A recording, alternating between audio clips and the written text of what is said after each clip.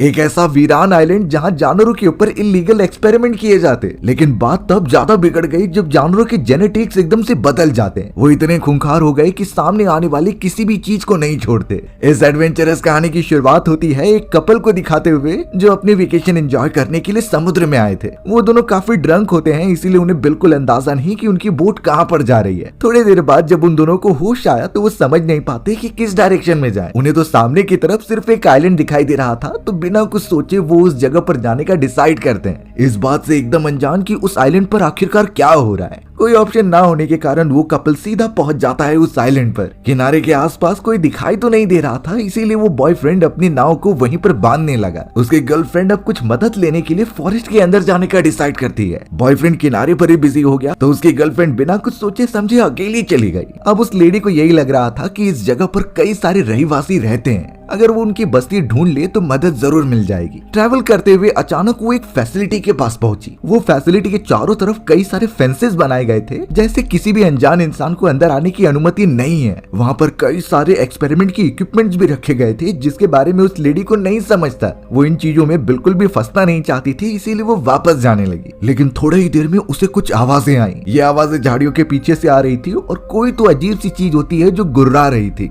उस लेडी को यही लगा कि आसपास कोई जंगली जानवर हो सकता है, इसीलिए वो वापस अपने बॉयफ्रेंड के पास भागने लगी। लेकिन अब वही गुर्राने की आवाज जो एक तरफ से आ रही थी वो बहुत ज्यादा बढ़ गई। अब तो वो काफी पैनिक हो चुकी थी और जोर से अपने बॉयफ्रेंड को चिल्लाकर बुलाती है, पर अफसोस वो फॉरेस्ट के बहुत ज्यादा अंदर है और उसकी आवाज किनारे तक नहीं पहुंचेगी। अचानक अब कोई बड़ी सी और अनजान चीज उसके ऊपर हमला कर देती है। वो तो उस लेडी का पैर पकड़कर घसीटते हुए कहीं दूसरी तरफ लेकर जा रही थी। अब वो बेचारी लेडी कुछ कर ही नहीं पाती, क्योंकि जो भी था वो बड़ी तेजी से उसे घींचता हुआ लेकर जा रहा था। उसके बॉडी पर कई सारे डैमेजेस भी आ गए थे, यानी जो कोई भी है उसके नुकीले दांत मौजूद हैं। अब थोड़ी देर बाद जब उसके चिल्लाने की आवाज बॉयफ्रेंड के पास पहुंची तो वो भी अंदर चला गया। लेकिन इसके बाद आखिर उन दोनों का क्या हुआ ये बिल्कुल भी नहीं पता चला। अब हमें यहाँ दूसरी तरफ कुछ फ्रेंड्स का ग्रुप दिखाया जाता है जो कि अपने वेकेशन एंजॉय करने के लिए किसी आइलैंड पर जा रहे थे। वो तो अपने प्राइवेट प्लेन में बैठे हुए होते हैं, जिनमें से दो भाई थे। एक का नाम मैट होता है तो दूसरे का नाम जॉन। वो तो अपने फ्रेंड्स नोआ, सेरा और नीन के साथ जा रहे थे। नीन एक्चुअल में मैट की गर्लफ्रेंड होती है और जब उन्हें पता चला कि उनके पास काफी एक्स्ट्रा टाइम बच रहा है तो उन्होंने पूरे एक वीक का ये प्लान बना लिया। वो बढ़ रहे होते हैं एक आइलैंड की तरफ जहाँ पर जॉन और मैट के अंकल रहा करते थे। कई घंटों की ट्रेवलिंग के बाद आखिरकार वो उस आइलैंड पर पहुंच गए और सबसे ज्यादा शॉकिंग चीज ये होती है कि ये वही आइलैंड है जो हमें कहानी की शुरुआत में दिखाया गया था। यानी अब ये बात साफ है कि ये सभी लोग मुसीबत में पड़ने वाले हैं। आसपास की चीजें पूरी तरीके से सुनसान लग रही थी, लेकिन मैट और जॉन ने बताया कि कई साल पहले यहाँ बहुत लोग रहा करते थे, पर समय के बदलने के साथ साथ सभी शहर की तरफ मूव हो गए। मैट और जॉन के अंकल का घर अभी भी वहाँ पर मौजूद था, तो वो सब वहीं जाकर स्टे करते हैं। सारे सामान रखने के बाद वो दोनों भाई निकल पड़े थे गैराज की तरफ। गैराज में कई सारे सामान के साथ साथ उनके अंकल की कार भी मौजूद थी और जाकर देखने के बाद पता चला कि वो कार एकदम अच्छी कंडीशन में है, यानी उसे थोड़ी रिपेयरिंग के बाद चलाया जा सकता है। मैट और जॉन तो काफी खुश हो गए थे, लेकिन अभी भी वो अपने अंकल को याद करते हैं। अब उस जगह पर इलेक्ट्रिसिटी नहीं थी, तो इसीलिए वो दोनों भाई जनरेटर ऑन करने की भी कोशिश करते हैं। यहाँ घर के अंदर हमें नोआ और सेरा दिखाए जा रहे थे जो सभी लोगों के लिए वेलकम ड्रिंक बनाते हैं। लेकिन यही बात होती है कि ग्राइंडर चल नहीं रहा था इलेक्ट्रिसिटी ना होने के कारण। अगर ऐसा ही चलता रहा तो वो कुछ बना नहीं पाएंगे। पर मैट और जॉन पूरी कोशिश करते हैं और जनरेटर को ऑन कर देते हैं। इलेक्ट्रिसिटी के आते ही वो ग्राइंडर चलने लगा और सेरा उस पर कई सारी चीजें बनाने लगी। पर ये खुशी ज्यादा देर तक नहीं रहती, क्योंकि इलेक्ट्रिसिटी वापस चली गई। अब ये प्रॉब्लम क्यों हो रही है नोआ भी नहीं समझ पाता।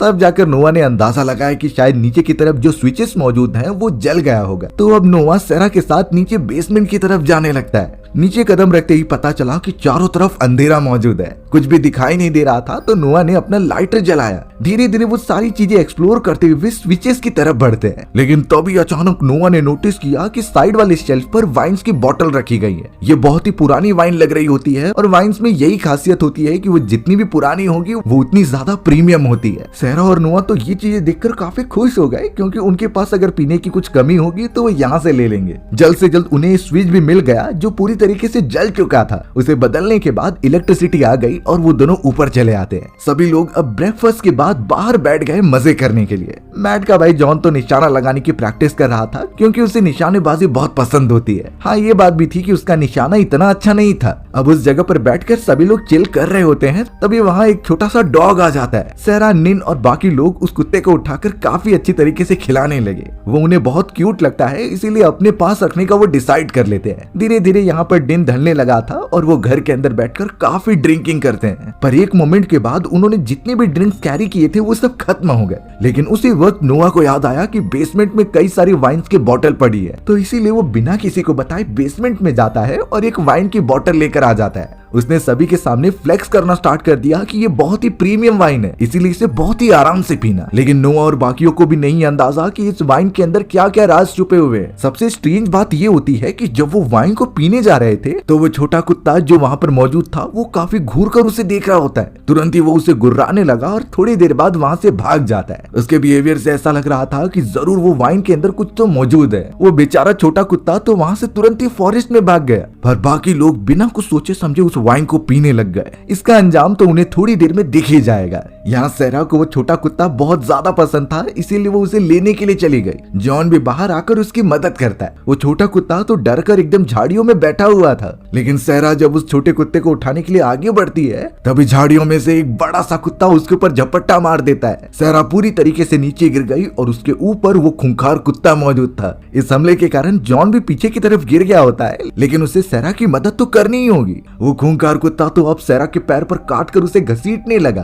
पर अच्छी बात हुई कि जॉन वहां पर आ गया और उसे भगा देता है। वो छोटा सा कुत्ता अभी झाड़ियों के अंदर कहीं गायब हो गया था। सेरा के पैर पर अब काफी चोट लगी थी, इसीलिए घर के अंदर लाकर उसका फर्स्ट एड किया जाता है। अब यहाँ मैट और जॉन के बीच में डिस्कशन होने लगी कि कुत्ते के काटने पर रेबीज डिसीज भी हो जाते हैं, तो इस केस में हमें वापस चलना चाहिए शहर में और सेरा को अच्छी तरीके से ट्रीटमेंट देनी चाहिए। लेकिन सेरा इस बात के लिए मना कर रही थी क्योंकि वो अपनी वजह से बाकियों का वेकेशन खराब नहीं करना चाहती। कई बार डिस्कशन होने पर भी आखिरकार यही डिसीजन लिया जाता है कि वो थोड़े टाइम बाद जाएंगे, यानी वो रेबीज डिसीज को एकदम हल्के में ले रहे थे। सेरा को पैर में थोड़ी चोट तो थी, लेकिन वो एकदम फाइन लग रही होती है। ये कंफर्म होने के बाद कि वो रुकने वाले हैं, सभी सोने के लिए चले जाते हैं। लेकिन अब से चालू होने वाला था एक ऐसा खेल जिसमें सिर्फ उन लोगों की बुरी तरीके से जाने ही जाएंगी। अब रात के समय हमें जॉन दिखाया जाता है जो कि कमरे में घूम रहा था। तभी उसकी नजर गई सेरा के ऊपर जो कि अजीब तरीके से दूसरी तरफ देख रही थी। उसके बिहेवियर में कुछ तो अजीब था जो कि जॉन नोटिस करते हुए वहां पर आ गया। जॉन ने उसे जब आवाज दी तो सेरा बड़े अजीब तरीके से देखती है और उसके पास आती है। उसने बिना कुछ सोचे समझे जॉन को किस करना स्टार्ट कर दिया था। जॉन भी उसे कुछ समय तक एंजॉय करता है, लेकिन सेरा उसे काटने लगी। जॉन को जब दर्द हुआ तो उसने सेरा को पीछे हटाया और उसे होश में लाया। पता नहीं सेरा को क्या हो गया है, लेकिन वो काफी अजीब तरीके से बात करते हुए वहाँ से चली गई। जॉन को भी नहीं समझा कि यहाँ पर हुआ क्या। अगले दिन सुबह होने पर भी सेरा काफी वियर्ड बिहेव करती है और खाने को एकदम जानवरों की तरह खाती है। यहाँ तक कि उसने नोआ का भी पैनकेक चुरा लिया था और उससे छीना झपटी करके खाते जा रही थी। बाकी सारे फ्रेंड्स भी वहाँ पर मौजूद होते हैं जो एंजॉय कर रहे थे। अब जॉन को निशानेबाजी की प्रैक्टिस करने जाना था, लेकिन इस बार वो सोचता है कि वो किसी जानवर का शिकार करेंगे। जॉन ने तो अपने भाई मैट को बुलाया जो कि रेडी हो जाता है और इन्हीं चीजों का देख के नोआ भी उनके साथ जाने का डिसाइड कर रहा था। यानी कि अब वो तीनों बॉयज जाएंगे फॉरेस्ट में शिकार करने के लिए। निन ने कहा कि वो यहीं पर सेरा के साथ रुकेगी जब तक तुम सब वापस नहीं आ जाते। ये तीनों बॉयज अब निकल पड़ते हैं बहुत ही ज्यादा जोश में कि वो अलग अलग टाइप के जानवर पकड़ेंगे। लेकिन कुछ मिनटों तक फॉरेस्ट में घूमने के बावजूद भी उन्हें एक एनिमल नहीं दिखाई दिया होता। ये काफी स्ट्रेंज बात होती है क्योंकि उन्हें अभी तक कोई पक्षी या फिर छोटे मोटे कीड़े भी नहीं मिले हैं। यूजुअली ऐसे जानवर तो फॉरेस्ट में मिल ही जाते हैं, पर आखिर ऐसा वहाँ पर क्या हो रहा था कि कोई भी एनिमल ही नहीं दिखाई दे रहा। अब नोआ बहुत ही ज्यादा बोर होने लगा था, इसीलिए वो साइड में जाकर अपना कैमरा चेक करने लग जाता है। उसके हिसाब से फोटोग्राफी करना उतना इंपॉर्टेंट है जितना कि वो एंजॉय कर रहे हैं। नोआ जब कैमरा साफ कर रहा था तभी अचानक उसे कुछ आवाज आई। वो जब अपने चारों तरफ देखने लगा तो पता चला कि कई सारे कुत्ते उसके सामने आ रहे हैं। वो कुत्ते बहुत ही ज्यादा अजीब लग रहे थे। एक एक करके जब वो घेर लेते हैं तो नोआ काफी डर गया और वहां से भागने लगा। बेचारा इतना ज्यादा डर गया था कि गिरते पड़ते हुए कैसे भी अपने दोस्तों के पास पहुंचा। जॉन और मैट पूछते हैं कि आखिर तुम ऐसे क्यों भाग रहे हो। तब जाकर नोआ बताता है कि कुछ जंगली कुत्ते उसका पीछा कर रहे थे। अब इन चीजों के ऊपर मैट और जॉन को भरोसा नहीं होता, लेकिन जैसे ही वो पीछे मुड़े तब एकदम दंग रह गए क्योंकि उस जगह पर वही बॉयफ्रेंड था जो हमें कहानी की शुरुआत में दिखाया गया होता है। उसकी पूरी बॉडी पर जख्म के निशान थे और उसकी जान ऑलमोस्ट जाने ही वाली थी। उस घायल आदमी ने सिर्फ इतना कहा कि वो किसी को भी इस आइलैंड पर नहीं आने देना चाहती। अगले ही मोमेंट में कई सारे जंगली कुत्ते उसके ऊपर झपट्टा मारकर उसे खत्म करने लग जाते हैं। ये देखकर तीनों बॉयज काफी घबरा गए और वहाँ से भागने लगे। ऑब्वियस बात है कि जंगली कुत्तों से वो लड़ नहीं सकते और जिस आदमी के ऊपर हमला हुआ है वो तो वैसे भी मरने ही वाला था। तो सबसे पहले वो तीनों वहाँ से निकलते हैं अपने दोनों फीमेल फ्रेंड्स के पास। उनकी भी जान बचाना बहुत जरूरी था, लेकिन बाद में पता चला कि कुछ कुत्ते ऐसे भी हैं जो कि सेरा और नीन के पीछे पहले ही पड़े हैं। वो दोनों भी उनसे बचकर लगातार घर की तरफ भाग रहे थे। मैट और जॉन ने तो सभी को इशारों में बताया कि घर में पहुंचो और दरवाजा बंद करो। ये कुत्ते बहुत ही ज्यादा पागल लग रहे हैं जो उन्हें काट सकते हैं। सभी ये इंस्ट्रक्शन मिलने पर घर में पहुंचे, लेकिन नीन जैसे ही जाती है एक कुत्ता उसका पैर पकड़ ले रहा था। अच्छी बात हुई कि उसने अभी तक अपने दांत नहीं लगाए और सिर्फ उसका कपड़ा ही पकड़ा होता है। सभी उस कुत्ते को भगाने की कोशिश तो करते हैं, लेकिन उनमें डर मानो बिल्कुल था ही नहीं। अब यहाँ जॉन जो थोड़ी दूरी पर खड़ा होता है, उसने अपना बो एंड एरो निकाला और ट्राई करता है कि वो उस कुत्ते को मारकर भगा दे। जॉन को देखकर लग रहा था कि वो काफी कॉन्फिडेंट है अपने निशाने को लेकर, लेकिन जैसे उसने चलाया तो वो एरो सीधा जाकर कुत्ते को नहीं बल्कि नीन के पैर पर लग जाता है। नीन को बहुत ज्यादा दर्द हुआ और काफी चिल्लाने लगी, पर अच्छी बात हुई कि इन चिल्लाने की वजह से वो कुत्ता डर कर वहाँ से भाग गया। जल्द से जल्द घायल पड़ी हुई नीन को घर में लेकर आते हैं और खिड़की और दरवाजे बंद कर देते हैं। उनके पास जितनी भी मेडिकल किट थी उससे वो नीन का इलाज कर रहे थे, पर बेचारी का दर्द बिल्कुल कम नहीं हो रहा था। अब सभी लोग एकदम टेंशन में थे कि आखिर इस आइलैंड पर हो क्या रहा है। पहले उन्हें कोई भी एनिमल नहीं दिखाई दिया था और अब ये सारे बेकाबू हुए कुत्ते, लेकिन वो आखिर किस मुसीबत में फंस गए हैं इसका उन्हें बिल्कुल अंदाजा नहीं। सभी लोग जब क्वेश्चन करते हैं तो जॉन उन्हें एक बात बताने लगा जो कि उसके अंकल ने एक बार उससे कही थी। जॉन के अंकल के हिसाब से कई साल पहले इसी आइलैंड पर एक एक्सपेरिमेंट सेंटर हुआ करता था। इस सेंटर के अंदर कई सारे कुत्तों और जानवरों को लाकर उन पर जेनेटिक एक्सपेरिमेंट किए जाते। ये ऐसे जानवर होते हैं जो डिसेबल होते थे और नॉर्मल जगहों पर उनका सस्टेन कर पाना मुश्किल हो रहा था। तो जेनेटिक एक्सपेरिमेंट का एक ही मकसद होता है कि इनकी डिसेबिलिटी को वापस नॉर्मल कर दिया जाए और उन्हें सही करके वापस शहर में भेज दिया जाए। लेकिन उस जगह पर गलती से एक ऐसी कुत्ते की एंट्री हुई जिसे रेबीज बीमारी हुई थी और वो पागल होकर बाकी जानवरों को ऐसे काट कर ये बीमारी फैलाने लगा कि धीरे धीरे सभी जानवर उसका शिकार होने लगे थे। इनफैक्ट ये बीमारी तो वहाँ पर मौजूद कई वैज्ञानिकों को भी हो गई थी। वो सभी बच नहीं पाए और जल्द से जल्द उस पूरे आइलैंड को खाली कर दिया गया। जितने भी बीमार कुत्ते थे उन्हें वहीं पर छोड़ दिया गया। वैज्ञानिकों को यही लगा कि इतने सालों तक वहीं आइलैंड पर रहने के कारण वो जिंदा नहीं रहेंगे, लेकिन अब यहाँ 2 साल बीत चुके थे पर वो सारे जानवर अभी भी कैसे जिंदा है ये समझ में नहीं आता। वो बहुत ही खतरनाक बीमारी से ग्रस्त हैं, ऊपर से उनके पास खाने पीने की चीजें भी नहीं है। तो फिर ऐसे जानवर अपना गुजारा कैसे कर रहे हैं? नोआ तो सबसे पहले जॉन के ऊपर काफी गुस्सा होने लगा, क्योंकि जब ये बात उसे पहले से पता थी तो उसने क्यों नहीं बताया। अगर ऐसी चीजें होती तो वो इस आइलैंड पर आते ही नहीं। बट अफसोस अब काफी देर हो चुकी है। वो सारे जानवर जो म्यूटेट हो चुके हैं वो अब किसी भी हालत में उन्हें छोड़ेंगे नहीं। नोआ जोर जोर से चिल्लाकर बोलता रहता है, तभी खिड़की तोड़कर एक कुत्ता अंदर आ गया। वो सीधा उसके ऊपर झपट्टा मारता है जिससे कि नोआ नीचे गिर गया था। अब वो कुत्ता पता नहीं क्यों सेरा को घूर कर देख रहा होता है, जैसे कि वो अभी उसके ऊपर अटैक करके उसे मार देगा। पर वो जैसे ही हमला करने गया, जॉन और मैट उसके ऊपर कूद पड़ते हैं। वो दोनों उसे कस के पकड़ रहे थे ताकि वो किसी को काट ना सके। उस कुत्ते ने तो जॉन को काट भी लिया था, लेकिन उसका भाई मैट आकर एक आयरन रॉड उसके बॉडी में घुसा देता है। यानी उन्होंने आखिरकार एक कुत्ते को जान से मार दिया। यानी यहाँ से उन सभी के और इस आइलैंड पर मौजूद म्यूटेटेड जानवरों की लड़ाई चालू हो गई है। जॉन और सभी लोगों ने यही डिसाइड किया कि वो अपने प्लेन की तरफ जल्द से जल्द जाकर यहाँ से निकल जाएंगे। सुबह होने पर सभी ने अपने सामान तो पैक कर लिए, लेकिन जैसे ही वो बाहर की तरफ देखने जाते हैं अपनी प्लेन को, तो साइड में 2 जंगली कुत्ते मौजूद थे और वो लगातार ये देख रहे होते हैं कि उस प्लेन के पास कोई आ तो नहीं रहा। यानी सच में कोई इस आइलैंड पर है जो कि बिल्कुल नहीं चाहता कि वो यहाँ से जाएं। उन्हें मारे बिना लगता है वो चैन नहीं लेंगे। तो अब नोआ और बाकी सब यही वेट करते हैं कि जब तक वो जंगली कुत्ते वहाँ से ना जाएं तब तक वो बाहर ना निकले। लेकिन कुछ ही मिनटों बाद पता चला कि उनकी प्लेन जो किनारे पर थी उसके रस्सी को किसी ने काट दिया है और वो पानी में बहती जा रही है। अगर ऐसा चलता रहा तो उनकी प्लेन बेकार हो जाएगी और वो कभी यहाँ से बाहर नहीं निकल पाएंगे। आसपास जब कोई कुत्ते दिखाई नहीं दे रहे थे तो वो हिम्मत करते हैं और सामान लेकर आगे बढ़ने लगते हैं। जॉन की तरह और भी कई सारे लोग छोटे छोटे इक्विपमेंट्स ले लेते हैं जिससे वो अपनी प्रोटेक्शन करेंगे। अब किनारे पर पहुंचते ही उन्हें दिखाई दिया कि उनकी प्लेन दूर जा रही है, तो जॉन सबसे पहले पानी में कूद जाता है ताकि वो प्लेन लेकर आए। थोड़ी देर तक तैरने के बाद जैसे ही वो क्लोज पहुंचा तभी वो एकदम हैरान रह जाता है, क्योंकि वो 2 कुत्ते जो उन्हें दिखाई नहीं दे रहे थे वो एक्चुअल में प्लेन के विंग्स पर बैठे हुए होते हैं। यानी उन्हें एक्चुअल में पता है कि इस प्लेन की वजह से ही ये लोग बाहर निकल सकते हैं। जॉन जब पहली बार उन दोनों कुत्तों को देखता है तो काफी डर जाता है और अब तो उन कुत्तों ने पानी में जंप लगा लिया था ताकि वो जॉन की तरफ बढ़कर उससे मार दे। जॉन भी बहुत तेजी से पीछे की तरफ तैरने लगा।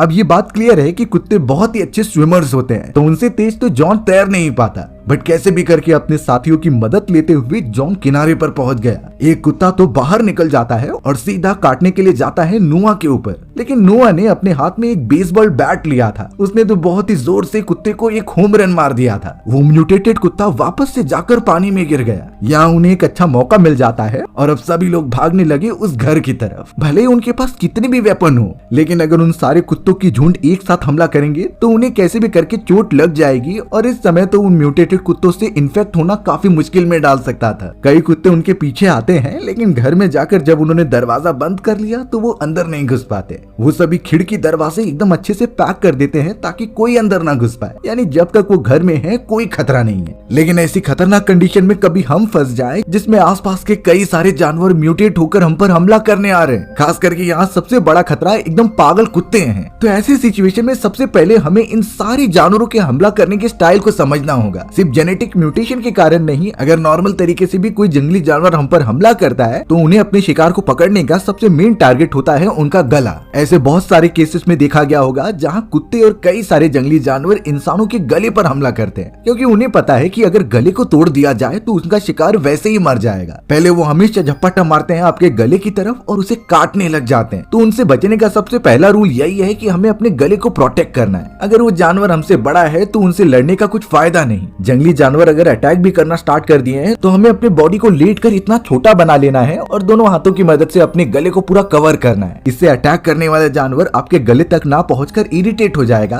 और कुछ देर बाद वहां से भाग भी सकता था। दूसरी चीज होती है कि हमलावर के सामने अपने आप को बड़ा दिखाना। अगर हम अपना साइज पहले से ज्यादा बड़ा दिखाएं और अजीब तरीके की आवाजें करें जो ऑब्वियसली उससे ज्यादा होंगी, तो हमला करने वाला जानवर यही समझेगा कि ये हमसे ज्यादा खतरनाक है। वो फिर हमारे पास आने के बजाय वहां से कहीं दूर ही भाग जाएगा। तो अगर इन चीजों को कंबाइन करते तो उन जानवरों से बचने का सबसे अच्छा प्लान बन सकता है। लेकिन इस केस में तो वो सभी इतने ज्यादा डरे हुए थे कि वो घर से बाहर ही नहीं निकलते। नोआ तो ट्राई करता है कि वो इमरजेंसी नंबर लगाए, लेकिन उस जगह पर सिग्नल बिल्कुल भी नहीं आ रहे थे। ऐसे में तो वो किसी से भी कांटेक्ट नहीं कर सकते। जॉन और मैट के बीच में भी डिस्कशन होती है कि हमें यहाँ से निकलकर दूसरे आइलैंड पर जाना चाहिए। हो सकता है कि वो दूसरा आइलैंड एकदम सुरक्षित हो। फिलहाल तो अब वो सब मरे हुए कुत्ते की बॉडी को लेके जाकर बाहर फेंक देते हैं। ये वही कुत्ता था जिसने घर में घुसकर हमला किया होता है। अब यहाँ बाहर खड़े होकर वो सब सोच रहे थे, तभी कुछ कुत्ते आ गए और वो अपने ही साथी की डेड बॉडी को खाने लगे होते हैं। यानी इससे एकदम क्लियर हो रहा था कि सभी के सभी कुत्ते एकदम आदमखोर बन चुके हैं। शायद इतने समय तक रिसोर्सेस ना मिलने के कारण वो यहाँ पर जो भी आता था उससे खाने लग जाते। इसी रीजन की वजह से खतरनाक जानवरों ने उस अनजान से आदमी को मारा था। सभी फिर अंदर आकर और भी प्लान सोचने लगते हैं कि यहाँ से कैसे निकलेंगे।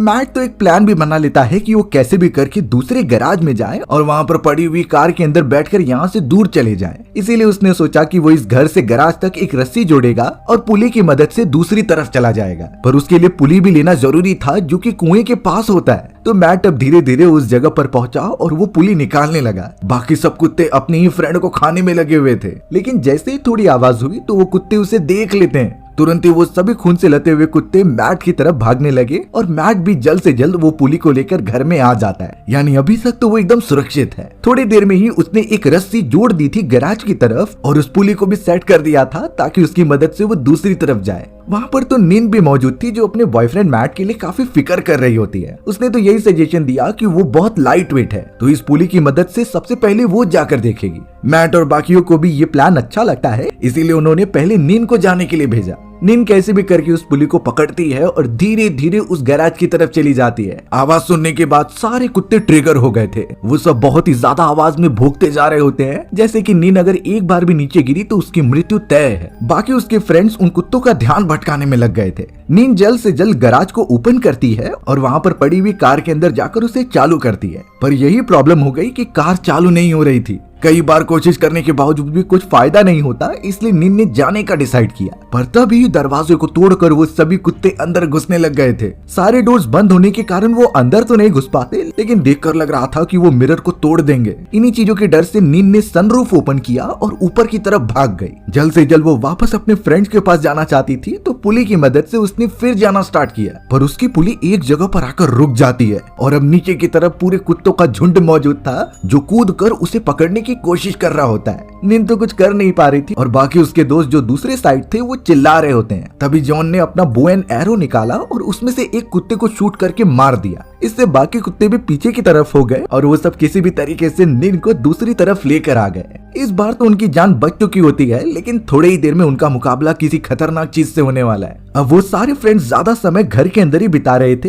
तभी अचानक इलेक्ट्रिसिटी चली गई। चारों तरफ अंधेरा हो चुका था और किसी न किसी को तो ये फिक्स करना ही होगा। नोआ को वही लग रहा था कि इलेक्ट्रिसिटी जलती हुई स्विच के कारण गई है, तो इसलिए वो सभी को नीचे चलने के लिए कह रहा था। पर उसमें कोई भी इंटरेस्ट नहीं लेता, इसीलिए वो अकेला ही जाने लगता है। थोड़ी देर बाद जब नोआ बेसमेंट में पहुंचा तो वहाँ से कुछ आवाज आ रही थी। वो एक अलमीरा होती है और नोआ जैसे ही उसे जाकर ओपन करता है तो वहाँ पर एक डॉल मौजूद थी जो हिल रही होती है। नोआ को लगने लगा कि यहाँ पर सच में कोई मौजूद है और फिर अगले मोमेंट में एक म्यूटेटेड कुत्ता उसके ऊपर झपट्टा मार देता है। उस कुत्ते का हमला सबसे पहले नोआ के गले पर ही था, जैसा मैंने बताया होता है। अगर नोआ अपने आप को एकदम सिकोड़ कर अपने हाथ गले पर रखता तो शायद वो बच जाता, लेकिन यहाँ कुत्ते ने उसके गले को पूरी तरीके से निचोड़ दिया था। बेचारा नोआ अब तक तो मर चुका होगा। आवाज सुनने पर जब नोआ और जॉन उसे देखने के लिए आए तो वो सारे कुत्ते नोआ को खत्म कर चुके थे। तुरंत उन दोनों ने बेसमेंट का दरवाजा बंद किया ताकि कुत्ते अंदर ना आ सके। लेकिन अब घर के चारों तरफ सारे म्यूटेटेड एनिमल्स भौंकते जा रहे थे।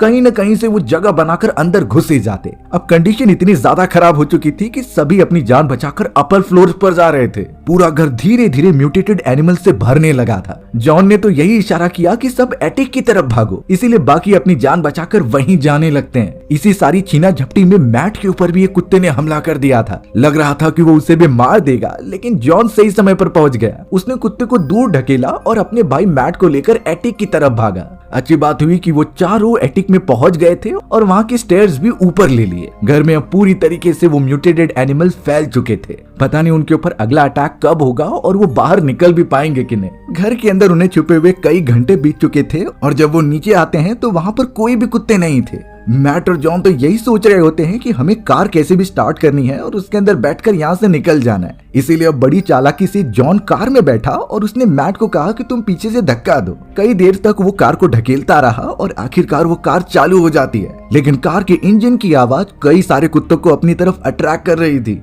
सभी तो बहुत ही तेजी से मैट की तरफ भागते जा रहे थे। मैट भी कैसे भी करके उस कार के ऊपर चढ़ जाता है और जॉन को बोलता है कि तेज चलाने के लिए। जल्द से जल्द उसने भाई का बो एंड एरो उठाया और निशाना लगाता है कुछ कुत्तों के ऊपर, पर जॉन ने एक शार्प टर्न ले लिया होता है जिससे कि वो बो एंड एरो नीचे गिर गई। अब इस तरीके से मैट बिना हथियार के उसे मार नहीं सकता, तो वो कार के अंदर आ जाता है। कई देर तक वो सारे म्यूटेटेड एनिमल्स उनका पीछा करते रहे। उनकी कार तो बीच में एकदम से बंद भी हो गई थी, जो पहाड़ की एकदम किनारों पर जाकर रुक जाती है। थोड़ी सी भी गलती और वो दोनों उस कार के साथ नीचे गिर जाएंगे। पर जॉन को उसके अंकल ने काफी अच्छी ड्राइविंग सिखाई थी, तो वो पीछे ले लेता है। कोशिश करने के बाद कार वापस से चालू हो गई और वो मुड़ चलते हैं अपने बाकी दोनों दोस्तों के पास। लेकिन एक मोमेंट ऐसा आया था जब एक जर्मन शेफर्ड वाला म्यूटेटेड कुत्ता मैट के ऊपर झपट्टा मार देता है। मैट ने उसका गला पकड़ लिया था और उसे अपने से दूर रखता है। तभी जॉन एक अच्छा मूव करता है और सीधा कार को एक पोल के अंदर टकरा देता है। साइड वाले रास्ते से उस कुत्ते को बहुत चोट लग गई और वो नीचे गिर गया। यानी जॉन ने अपने भाई मैट की जान तो बचा ली थी। जल्द से जल्द वो पहुंचते हैं अपने घर के पास और अंदर जाकर अपने दोनों साथियों को बुलाते हैं। यहाँ पता चला कि सैरा अब बहुत ज्यादा बीमार हो चुकी है। उसने तो यहाँ से निकलने की होप्स एकदम से छोड़ दी हैं और वो कहती है कि तुम सब यहाँ से चले जाओ। लेकिन जॉन सैरा को बार बार समझाता है। सैरा तो उस समय पर काफी डरी भी लग रही थी और खिड़की की तरफ लगातार देखने लगी। जॉन जब उससे पूछने की कोशिश करता है तो सैरा उसे भागने के लिए बोल रही थी, क्योंकि वही एक म्यूटेटेड जानवर खिड़की से कूदकर सैरा पर हमला करने लगा। जॉन जल्द से जल्द खिड़की से नीचे गिर जाता है और बाकियों के पास भागता है। वो खतरनाक कुत्ता तो सैरा पर हमला करते ही जा रहा था और उसे काफी चोट भी पहुंचाता है। वो तो उसके गले पर काटने जा रहा था, लेकिन उसे अंदर से भी लग रहा था कि उसे रेबीज बीमारी हो चुकी है। यानी अगर वो कुत्ते को मार भी देगी तो वो बच नहीं पाएगी। इसीलिए पहले सेरा ने वो कुत्ते को पकड़ा और खिड़की से नीचे कूद गई। बदकिस्मती की बात ये होती है कि नीचे की तरफ एक नुकीली लकड़ी थी और उसी नुकीली लकड़ी से लगकर वो और वो कुत्ता दोनों ही मर गए। मैट, जॉन और निन तीनों अपने बेस्ट फ्रेंड को इस तरीके से मरा हुआ देखकर बहुत शॉक हो जाते हैं, लेकिन फिलहाल वो कुछ नहीं कर सकते थे अपनी जान बचाने के सिवा। सभी कुत्ते जमा हो गए उन्हें खाने के लिए और बाकी तीनों तो वहाँ से भागते हुए फॉरेस्ट में चले जाते हैं। उन्हें तो अब वही फैसिलिटी दिखाई गई जिसके अंदर इन कुत्तों के ऊपर एक्सपेरिमेंट किए गए थे। जल्द से जल्द वो सब अंदर घुसकर चारों तरफ देखने लगे। पहले तो वो सोच रहे थे कि यहाँ पर उन कुत्तों को अच्छी चीज के लिए लाया गया था, पर रिपोर्ट्स और कई सारे सैंपल्स देखने के बाद ये क्लियर होता है कि यहाँ उन सारे कुत्तों के जेनेटिक्स से छेड़छाड़ की जा रही थी। वैज्ञानिक वो सारे कुत्तों के बिहेवियर को चेंज करके एक ऐसे सोल्जर्स की आर्मी बनाना चाहते थे जो कि जंग में उनकी तरफ से लड़े। पर एक समय के बाद ये सारी चीजें इतनी आउट ऑफ कंट्रोल हो गई कि वो सारे जानवरों की थिंकिंग एबिलिटी काफी इंक्रीज हो जाती है। उन्होंने तो वैज्ञानिकों को ही मारना स्टार्ट कर दिया और सभी को खत्म करने लगे। यही रीजन हो सकता है कि सभी वैज्ञानिक इसी सेंटर में उन्हें छोड़कर चले गए और अब इस पूरे आइलैंड पर उन्हीं जानवरों का राज है। अब यहाँ उस सेंटर में सबसे पहले मैट, जॉन और निन कंट्रोल सेंटर में चले गए और कनेक्शन एस्टैब्लिश करने की कोशिश करते हैं। सबसे पहले उन्हें जनरेटर से वायर को कनेक्ट करना होगा, तो इसीलिए जॉन ऊपर की तरफ चला जाता है कुछ कनेक्शन एस्टैब्लिश करने के लिए। निन जैसे बता रही थी वो वैसा ही कर रहा था, पर अचानक उसकी नजर गई बोट के ऊपर जो शुरुआत में दिखाए गए कपल लेकर आए थे, यानी वो यहाँ से बचकर निकल सकते हैं। पर अचानक वहाँ पर एक शॉर्ट सर्किट हुआ जिससे कि जॉन को करंट लगता है और वो नीचे गिर गया। आवाज सुनकर बहुत सारे कुत्ते वहाँ पर भागते हुए चले आए थे जॉन को खाने के लिए। मैट अब अपने भाई को इस तरीके से मरता हुआ कैसे देख सकता है, वो भी बेसबॉल बैट लेकर आ गया और सभी को मारने लगा। निन भी ट्राई कर रही थी कि वो बाकियों की मदद करे, इसीलिए वो कार लेकर वहाँ आ जाती है। जॉन और मैट को तो लग रहा था कि अब वो बच नहीं पाएंगे क्योंकि चारों तरफ से कुत्तों ने घेर लिया था, पर निन उन्हें कार से टक्कर मारते हुए दूर फेंक देती है। जल्द से जल्द दोनों भाई कार के अंदर बैठते हैं और वो बढ़ने लगे उस दूसरी बोट की तरफ। फेंसिंग को तोड़ते हुए उन्होंने अपनी कार पानी के अंदर ही डुबा दी थी। कुत्ते अभी भी उनका पीछा करना छोड़ते नहीं हैं, लेकिन यहाँ जॉन, मैट और निन कैसे भी करके उस छोटी सी बोट के ऊपर चढ़ गए। वो वहाँ से दूर निकल जाते हैं और सारे कुत्ते किनारे पर रहकर उन्हें देख रहे थे। लग रहा था कि अब सब कुछ ठीक हो जाएगा, उन्हें सिर्फ यहाँ से दूसरे बंदरगाह की तरफ जाना है। पर थोड़ी ही देर में बोट के अंदर से कुछ आवाज आने लगी और जैसे उसे ओपन किया गया तो वहाँ पर एक और म्यूटेटेड कुत्ता मौजूद था और अब तो वो भागकर कहीं जा भी नहीं सकते और हमारी कहानी यहीं खत्म हो गई। सो व्यूअर्स, अगर आपको मेरा नरेशन 1% भी अच्छा लगा होगा ना तो वीडियो को लाइक एंड चैनल को सब्सक्राइब जरूर कर देना। मिलते हैं इसी तरीके की मजेदार वीडियोस में, तब तक के लिए बाय बाय।